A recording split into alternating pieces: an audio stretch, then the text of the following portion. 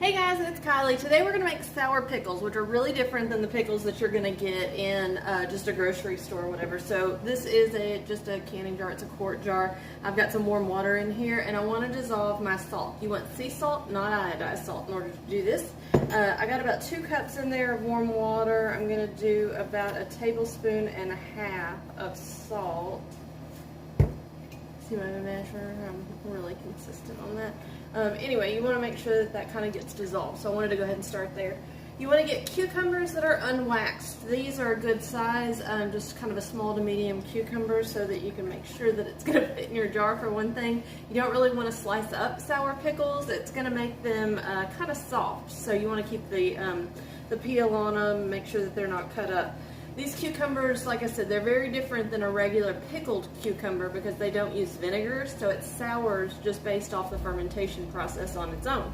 So now that I've got the water mixed up, we want to decide what seasonings we're going to be using. I like a garlic dill pickle, especially, but I'm going to use some minced garlic. I actually like quite a lot of garlic, so I'm going to use about 4 cloves there, just a tiny bit more. Peppercorns. So black peppercorns or some kind of medley. I've got these in a medley that go in a grinder. I use quite a bit of those too, so I'm going to use about 1 tablespoon. Next I have some allspice here. I just kind of like the way it tastes and smells, so I'm going to add some to mine today. You can mix up your spice variety. It doesn't really matter as much. I'm going to do a few more. That's about 1/2 teaspoon. And then some dill. So I'm going to use some dill out of this jar here. Comes out kind of slow. That's about 1/2 teaspoon that I've added there. So you want to swish it around just a little bit. If you'll see, I've already labeled this jar, so I've labeled, I like to put sour pickles so I know what it is, usually the start date that you make it, so that you'll know about how long they're in there. You want the pickles to be completely submerged in the water, so if you don't have enough of this brine available, you're going to have to add some water in just a minute. So just kind of pack them in there because they do need to be completely submerged. I'm not sure if this 4th pickle is going to quite fit in here.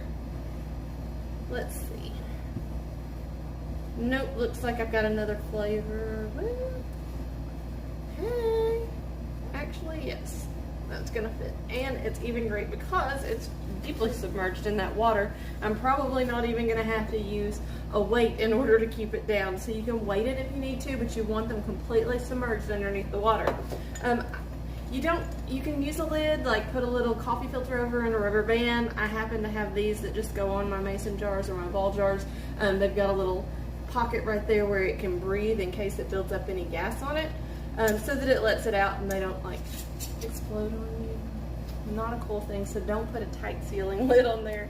Make sure you're using a coffee filter or something. So this will actually just sit on the counter. Those are going to turn either a bright green or a dull olive green. It's kind of to your taste. The longer they sit there, they are going to get a little softer. So if you want it to be crisper, you only want to go for about 4 days.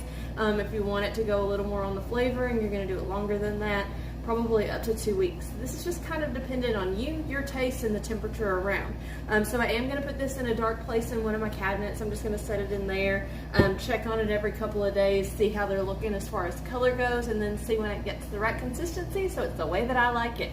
That's what's great about all of this. Add your spices, take away your spices, try it in a different batch, do a couple of jars and mix up the flavors to see what you like. It's all about learning what you like and making the things that you enjoy. Thanks so much for sticking with me. I am available on Facebook, TikTok, Instagram, and YouTube, so be sure to follow me.